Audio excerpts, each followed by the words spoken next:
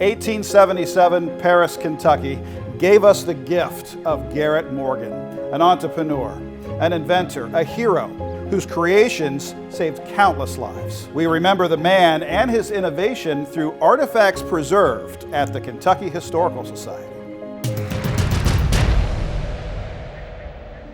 In 1914, there is a New Orleans newspaper article that details a safety demonstration of the gas mask where, as the newspaper describes, the inventor's assistant, a man named Big Chief Mason, puts on the device, which has long tentacles that reach all the way to the ground, enters a tent filled with smoke, only to emerge perfectly fine to the amazement of the audience. But what the audience didn't know is that man was not Big Chief Mason. He was a man named Garrett August Morgan, and he was not the inventor's assistant, but the inventor himself.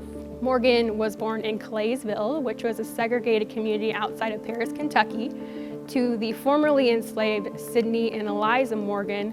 Morgan only attended school for 6 years. He then moved to Cincinnati around the time he was 14, perhaps recognizing that his opportunities in a post-Civil War Kentucky were going to be severely limited.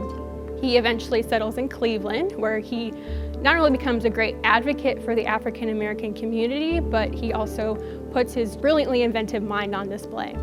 He starts in sewing machine repair, where he discovers a solution that also makes a great hair care product, so he starts his own hair care line.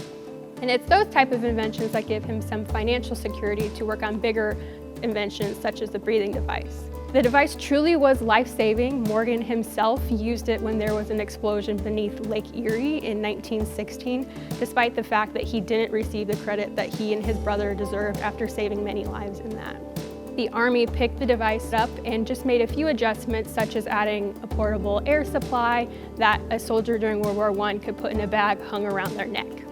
So thankfully, the majority of us have had no need for a gas mask such as the one invented by Morgan, but there is another invention of Morgan's that the majority of us use on a daily basis, and that is the three-way traffic signal.